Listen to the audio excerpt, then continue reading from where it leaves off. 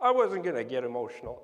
But anyway, my buddy over there is my Papo, I call him, because I named him.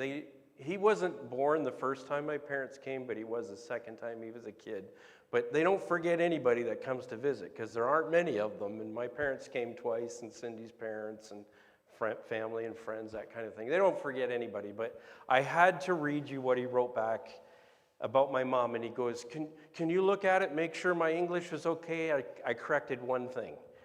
And he really did a good job on this. And I'm going to read it to you, because this is what he said. In loving memory of late Lois Wall, on behalf of myself, Titus Pali, and the peoples of Bukapiki Village, Papua New Guinea, I want to share our heartfelt condolences to the family and children of the late Lois Wall in Canada.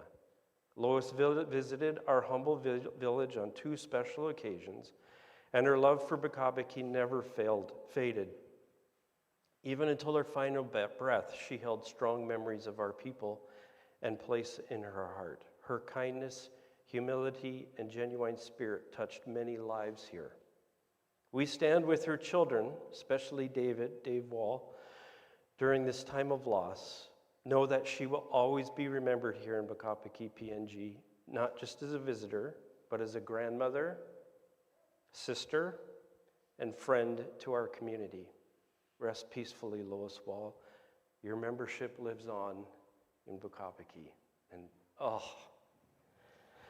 I wrote him back and I said, correct what? It so blessed my heart, and I wish my mom could have seen this. I mean, maybe she knows it now, but what really, tribal people are relational. I was adopted into a clan there, and but as a grandmother, sister, and friend to our community, that just was very special for me. And so he's sent word back.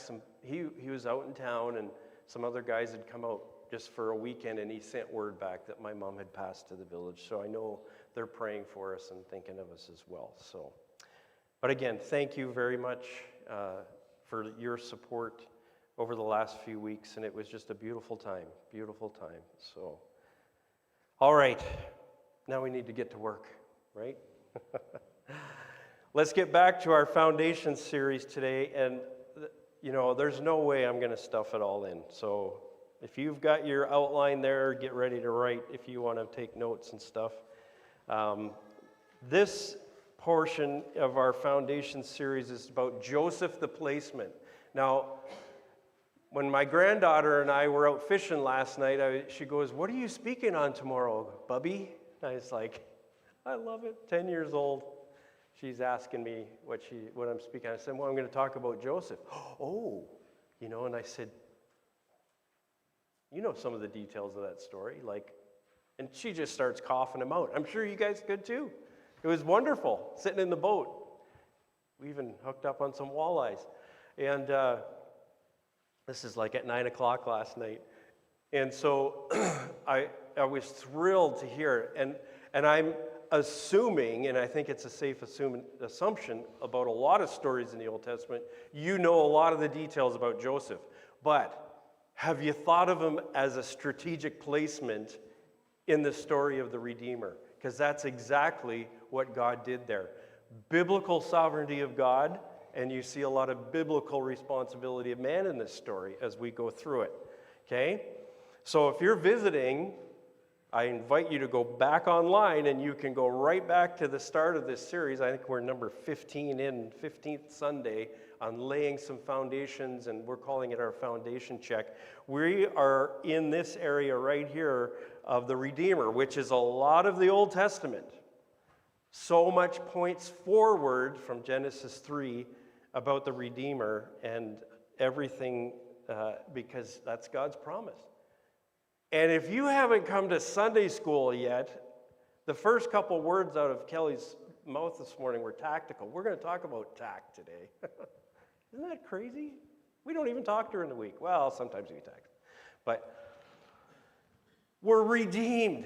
That's we're building the foundation to understand that clearly as we go through the Old Testament here. And today, looking at Joseph, he's a placement. Joseph the placement, because they're going to need some help.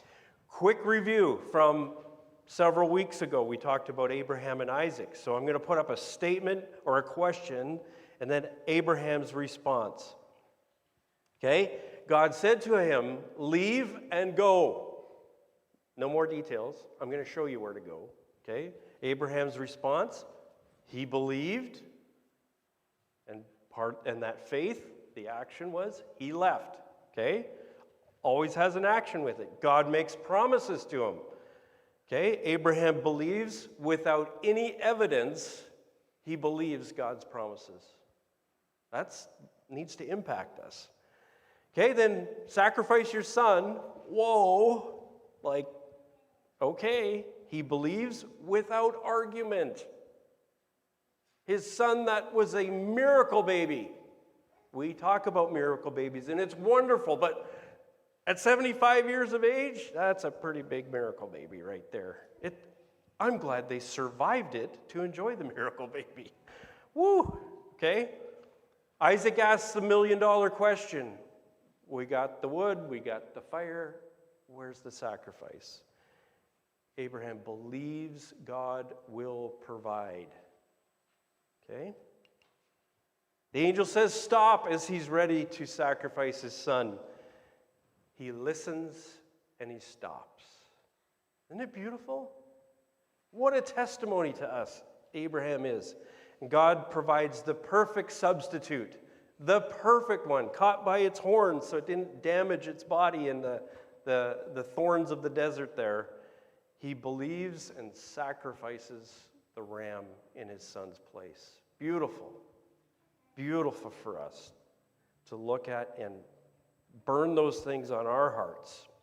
All right, today we have some verses to read, and where's the microphone?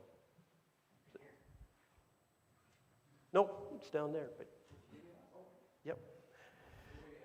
I didn't give it to you. Phelan put it there. But my glasses really need to be cleaned, and I can't see through that bright light. So, who has 37, 1-4 out there? And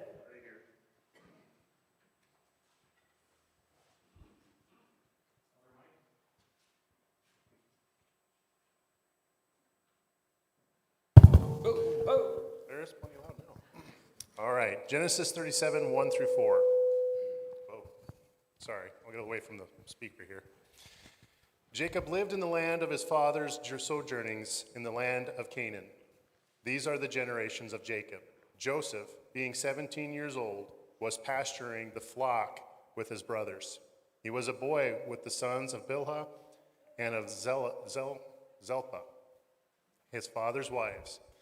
And Joseph brought a bad report of them to their father. Now Israel loved Joseph more than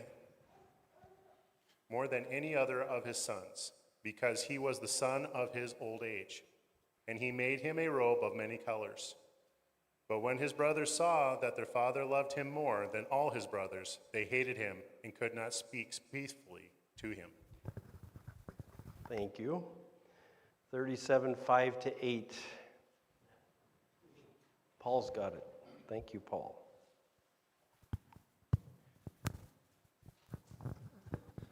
Now Joseph had a dream, and when he told it to his brothers, they hated him even more. He said to them, "Hear this dream that I have dreamed. Behold, we were binding sheaves in the field. And behold, my sheaf arose and stood upright. And behold, your sheaves gathered around it and bowed down to my sheaf." His brothers said to him, "Are you indeed to reign over us? Or are you indeed to rule over us?" So they hated him even more for his dreams and for his words. Okay, 37. There's that hand in the center. Thank you.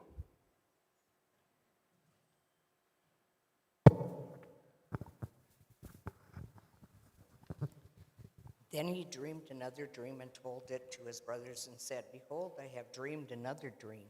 Behold, the sun, the moon, and 11 stars were bowing down to me." But when he told it to his father and his brothers, his father rebuked him and said to him, "What is the dream that you have dreamed? Shall I and your mother and your brothers indeed come to bow ourselves to the ground before you?" And his brothers were jealous of him, but his father kept the saying in mind. Okay, 4137 to 41, up here. This proposal pleased Pharaoh and all his servants. And Pharaoh said to his servants, "Can we find a man like this, in whom is the Spirit of God?" Then Pharaoh said to Joseph, "Since God has shown you all this, there is none so discerning and wise as you are. You shall be over my house, and all my people shall order themselves as you command. Only as regards the throne will I be greater than you." And Pharaoh said to Joseph, "See, I have set you over all the land of Egypt." Okay, and 45, 1 to 3.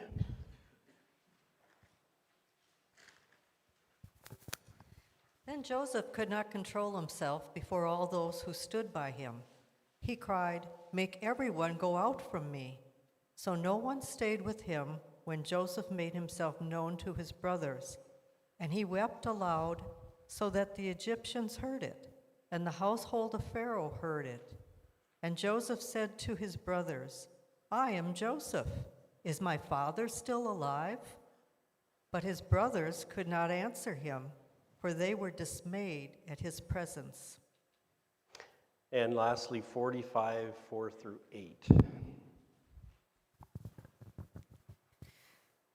Joseph said to his brothers, "Come near to me, please." And they came near. And he said, "I am your brother Joseph, whom you sold into Egypt. And now do not be distressed or angry with yourselves because you sold me here. For God sent me before you to preserve life. For the famine has been in the land these 2 years, and there is yet 5 years in which there will be neither plowing nor harvest. And God sent me before you to preserve for you a remnant on earth, and to keep alive for you many survivors. So it was not you who sent me here, but God. He has made me a father to Pharaoh and lord of all his house and ruler over all the land of Egypt." Okay, thank you for reading those things. Now, there is so much life principle in the life of Joseph that we're going to come back someday, right? Because it is just packed. The life of that he goes through and all the things, the ups and downs, his attitude, there's just tons of it in there. Obviously, we're not going to be able to cover all that this morning. Also, you'll notice we'll get to a point in the outline that I didn't have the verses read for, and that was Potiphar. But I'm going to throw them up there so you can fill in the blank really quick. Because we're going to break bread today, I needed to cut some stuff out. I kind of have an issue with a lot of stuff anyway, right? That we go through. All right, let's look at today. We're going to go through the favorite son causes issues, okay? The dreams cause a problem. Things don't turn out so well for Joseph. When your faith has a cost, and then when your faith has a benefit, but God meant it all for good, and then we'll end on some questions that I want you to take with you as you spend time meditating on things and what this should mean to you. Okay, the favorite son causes some issues. The first thing I have there is the tattletale sets the stage. Okay, Joseph. Now, we talk a lot about what was his actual attitude. He's a kid, for crying out loud. A punk teenager. Sorry, teenagers out there. I can say that because I was a punk teenager. If I was told something or had some information, you bet I told my friends because I'm special, right? So cut him a little slack, but he does tattle on his brothers. Is that wrong? It depends on the situation, okay? His brothers, he went and told his dad, yeah, they're kind of not really doing what they're supposed to over there. So that doesn't win him any brownie points with his brothers by any means. That's normal life. however many thousand years ago, and it's still today. We say, don't be a tattletale. Well, there might be times you should be a tattletale. I'm glad my kids told me things that were going on with their brothers and sisters, not in a bad way, but they came and said more than one occasion, hey, I'm concerned about this. And it wasn't to stick it to their brother or sister either. No, it was good. So he sets the stage there in 37:2 when it says this, Joseph, a young man of 17, not too old, was tending the flocks with his brothers, and the sons of Bilhah and the sons of Zilpah, his father's wives, and he brought their father a bad report about them. So he sets the stage, first of all, by telling on them. Was it the truth? It probably was. Okay? Was the intention to promote himself? I would say probably leans on the side of yeah. Okay? He's 17 years old. We're going to learn he is the favorite son. Okay? I went through that. And right or wrong, I kind of milked it for whatever it was worth at that age. Yep, guilty. Guilty as charged. Okay, so was it the right thing to do? I don't know for sure, but I'm going to say, regardless, he tattled on his brothers. Okay? Sibling rivalries are always complicated. Anybody know that from experience? Oh, yeah. They are painful, sometimes life-altering. Well, this is definitely going to be life-altering in this one. All right. There is always a problem with favorites. Now, again, I said we're going to come back to this. There's a lot about parenting in the life of Joseph. This is one of the things, is playing favorites with children. Okay. Now, Israel loved Joseph more than any of the other sons because he'd been born to him in his old age, and he made him a richly ornamented robe for him. Okay? Let's go back here. You know, Dad should have avoided playing favorites. I don't know if I saw it in my family, and I saw it with myself, so I wanted to head that off with our kids. Now, we had 5 kids, and the older 4 always say the youngest one got spoiled. I said, no, she didn't. But they say she was. Okay. Anyway, don't play favorites. Okay, did Joseph flaunt his father's attention? Well, any normal kid would. And hey, he's got this coat, they call it the coat of many colors or richly ornamented. Was it the coat? No, it was the fact that he got special attention. That was the problem, at the expense of his brothers. Okay? If Jacob would have kept his fondness in his heart towards this son, would have been a much better strategy instead of the coat, because it didn't help. He tattles on him. Now he's got a coat. Like I said, any young person would probably be like, oh, I see how this works. Right? Okay. So the result, hatred and vengeful speech in verse 4 there. And when his brothers saw that their father loved him more than any of them, they hated him and could not speak a kind word to them. This is natural humanity taking place that we're seeing. And the progression of it is going downhill. Right? You can't blame the brothers in one sense, but what they did was also not justified. You remember the blame game we talked about a long time ago? Well, not that long ago. You're not going to blame any reaction you have to anything on somebody else. You can't. Nope. Stuff happens, it does. But I can understand how they were upset, but they're not justified for what they are about to do. Hatred never leads to a good outcome. Okay? And your speech will reveal your true character. So don't zip the lip. Go ahead, talk. But it does reveal your true character. Some of us more than others, because some of us talk more than others and get in trouble all the time. All right, so the favorite son causes issues. And then the dreams cause a problem. It just keeps going. Maybe he could keep his dreams to himself. In 37:5 there, he had the dream about the sheaves bowing down to the one sheave. Okay?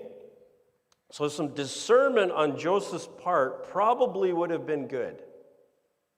He's tattled on him. He's got the nice coat now. Hey, guys, I had a dream. Tells him the dream. Yeah, come on. Discernment, you know what? That's a learned skill in life. Maybe don't start with that when you see them the next time. Some tact. We talked about tact in Sunday school today. Some tact on Joseph's part would have been great. What's tact? Think about what you're going to say, the possible impact of it, okay? Then put a strategy together to talk about it. Sometimes that tact might be direct. In this case, take your time, Joseph, and talk about it at the right time. But the sovereignty of God is at play here, and the understanding of what these dreams were was going to be understood in the future. Not so easy to take right at this time, okay? Not at all. Their response is not justified, like I said, to the other things. No, they hated him even more. So it's like Joseph is getting more and more brash. They're getting more and more hateful towards him. All right. So dream 1 talks about the sheaves, and that's just his brothers in verses 6-8 there. Okay? The dream was on their level, farming. They could understand the dream. I thought that was interesting that he uses that. Okay? But what tone Joseph was using when relaying the dream, it would, I think, fall in the category of him being proud of it. Okay? So, hey guys, check this out, right? And the brothers hated him even more. And the context does, I believe, point to Joseph's arrogance in this situation. Again, he's 17 years old. Okay, the second dream, the sun, the moon, and the stars, refers to the whole family now in verses 9-11 there. And this time, Dad did get involved. Okay, I retranslated and paraphrased it. His son piped down. Like, come on. But even though the brothers became jealous because they weren't having dreams, or, hey, it's just accumulating on Joseph. Okay, he tattles, he gets a coat, now he's getting these dreams from God. They're not getting anything. You can just see how it's piling up more and more. Okay? But it says there in that passage, those verses there, that Jacob kept the saying in mind, I think because he realized that the dreams were legit, that they had some value to him. Now, Jacob had been through his own things, wrestling with God back in the earlier chapters of Genesis there. And even though he says to his son, really? Come on. He keeps them in mind. Okay. So the dreams cause problems, and things don't turn out so well. What do the brothers do? This is real technical biblical language. They take the boots to Joseph. Yeah, it does not turn out for him so well. I'm not going to read all those verses there in 12 to 27, but let's look at some of the things. Well, you can go back and look at them. So their brothers sell their own flesh and blood in 37, 28, and 36 there. I just cannot imagine this happening. He's their own flesh and blood. But what does hatred do? It destroys relationships. Is it justified? No. Is it understandable? Yeah. But they had choices to make too in this. Okay? Oops, there my thing is freaking out on me again. Sorry. Let's go back.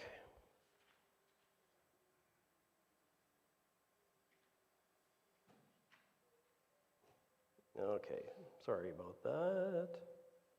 Things didn't turn out so well. All right. Next, when your faith has a cost. Now, I took these verses out because I wasn't going to read them right now. So, we got some AI interference here. Why is this? We do. I've never seen that happen before. One quick second here. There we go. That was kind of freaky. Who's listening? Wow. No, anyway. Okay. And those were the verses with when he was at Potiphar's. And what I wanted to say there, first of all, just quickly, is that Joseph did believe in the coming Redeemer. It tells us that way down in Hebrews, okay? So that's important to establish there. Potiphar's wife, we're not going to go into details about this, lies about the actions of Joseph. I'm sure you're very familiar with the story, but it just goes from bad to worse for Joseph. Joseph then goes to prison in 39:20, and that's where I want to pick it up after that, okay? And it does tell us in the midst of that time that God supported Joseph through there. And you see the transition as he goes into the school of hard knocks after being sold as a slave to the Midianites and then to Potiphar. He's in the school of hard knocks. You start seeing a maturing take place with Joseph. He wasn't in prison saying, hey, I've got these dreams I had when I was a kid. No, you don't hear anything about that anymore. But what is he doing? He's being faithful and understanding that God is taking him through this, and God supported him in that. Big change of mind. That's called maturity. Okay? All right, so his faith had a cost. He stood up for what was right, refused the issue with Potiphar's wife, goes to jail. His faith had a cost. That might happen to you sometime. But his faith also had a benefit. And this is the beautiful part of this. Standing before Pharaoh is a complete impossibility. Now, I think with our current president, he's kind of a guy that gets out there and likes to shake hands and things. But can you call up the White House and say, hey, I want to meet with Donald tomorrow? No, you can't. You can call the White House, you can email, you can do all those things, and there might be a staff as long as your arm listed that's going to go through before it ever gets to the president. I don't even know how it works because I don't even want to try, right? But Joseph ends up before Pharaoh, okay? And if you flip over to 41 in verses 39 there, his response is over the top. And of course, the lead up to it is, hey, I could probably help Pharaoh with those dreams. Okay? All of a sudden, he's standing before Pharaoh. Now, if you've ever been to Egypt, you know the chasm there is between Pharaoh and the whole rest of the population. Because everything's about preparing for Pharaoh's death on the west side of the Nile. We talked about that in our biblical manhood and leadership last month. Everything was done for Pharaoh. And here Joseph says, I could probably help out with that. And what happens? Bam, he's standing before Pharaoh. So, verse 41:39 says this. Then Pharaoh said to Joseph, since God made all this known to you, there is no one so discerning and as wise as you. You shall be in charge of my palace, and all my people are to submit to your orders. Only with respect to the throne, will I be greater than you. Folks, that is impossible. But what I love saying to people is if you're in a situation, God has a solution for you. And we see this right here. Impossible situation, but God brings the solution about. Was Joseph sitting there in prison saying, come on, God, hurry up. This is not fun being here. Well, that's not recorded. What's recorded is he was put in charge of things. Why? Because he was being faithful. That tells me he had a good attitude through all those hard times. And a prison back in those days, he didn't have free internet, TV. He didn't work on his master's degree in prison. He didn't have this, that, and the other thing in prison. No, somebody probably had to bring him food and water. Okay? That's the way it works in a lot of foreign prisons. All right, Pharaoh acknowledges that there's some sort of divine connection with Joseph. I don't know that he was exactly thinking of the God of the Bible, but he knows he has a connection. So Pharaoh sets all people under his command, and that's the fulfillment of the dreams. What did Joseph do to manipulate things to get to that point? Absolutely nothing, except to be faithful. Okay? God always does what he says, but it's going to be in his time. That's our problem. We can't wait for God to do it. Well, Joseph is sitting in prison. He has dreams that he didn't forget, but they didn't get in the way of him being faithful and maturing in his relationship with God. Because he understood, God gave me those. God does what he says, but it's going to be in his time. And then it's done right. Okay? In perfect time, Joseph is set in place. To do what? To preserve that remnant. Why? Because God made a promise in Genesis 3:15 that the Redeemer was going to come, and at this point in time, he puts Joseph in the perfect place.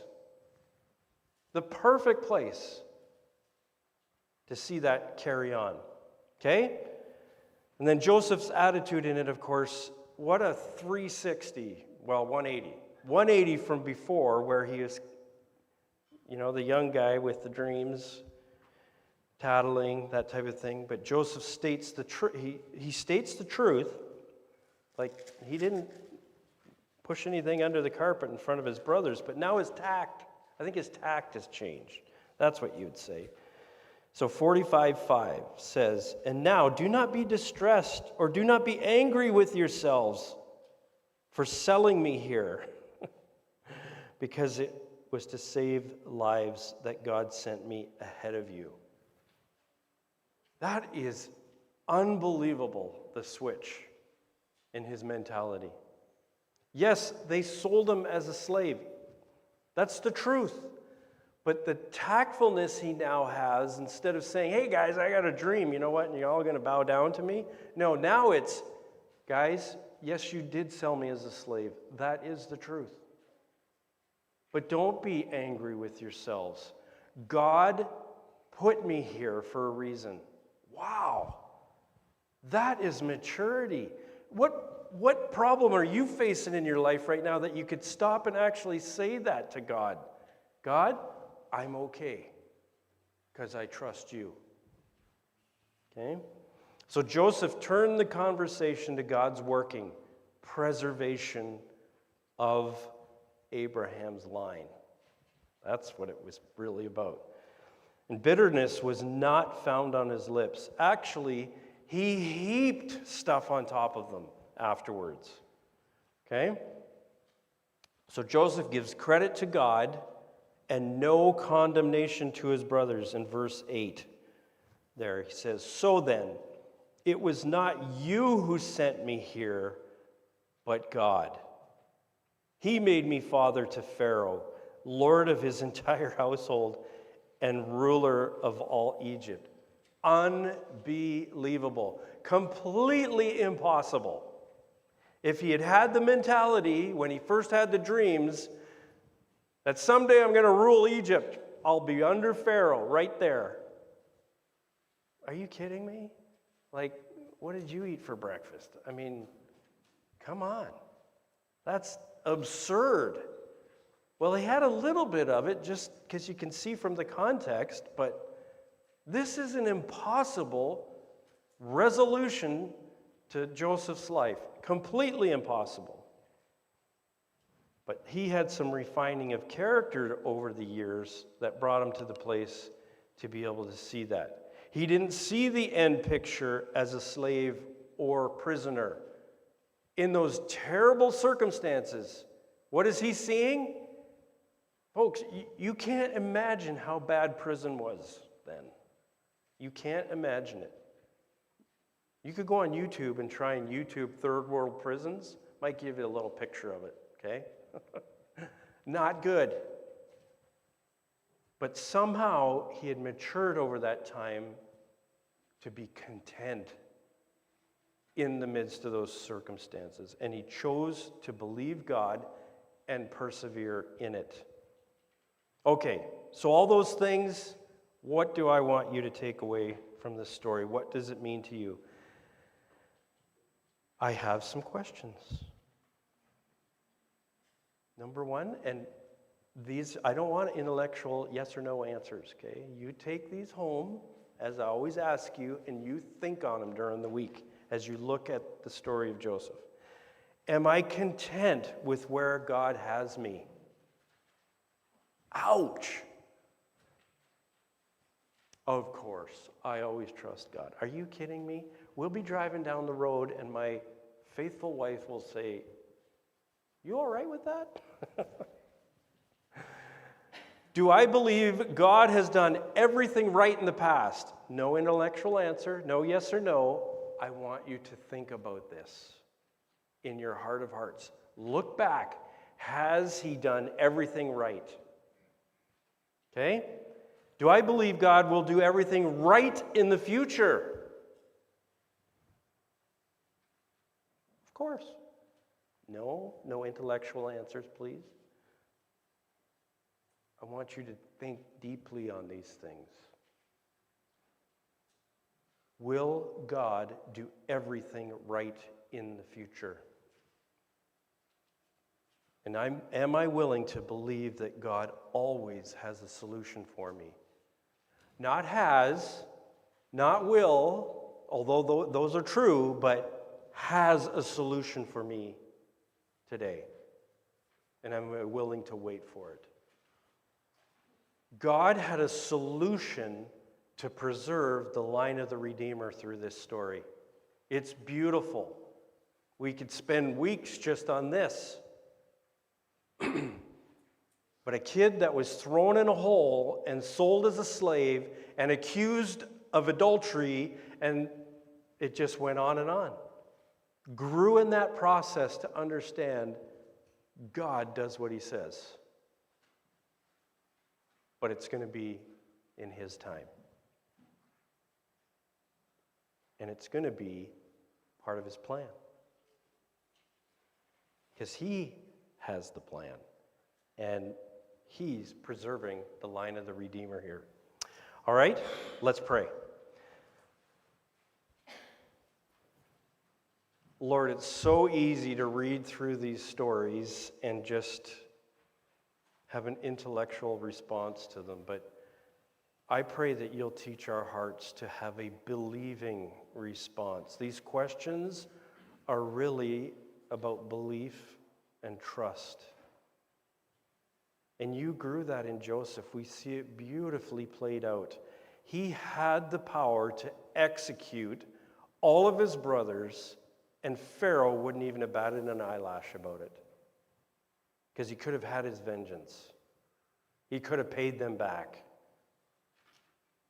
He could have handled justice. But no, you did a work in his heart that he saw that this was the solution to preserving what you had promised to Abraham to bless all nations of earth through his seed.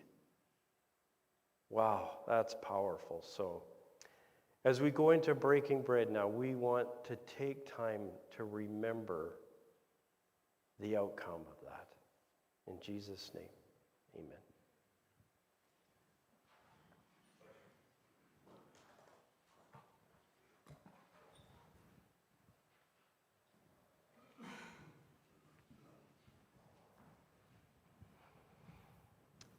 Okay, I'll ask some men to come up and help me.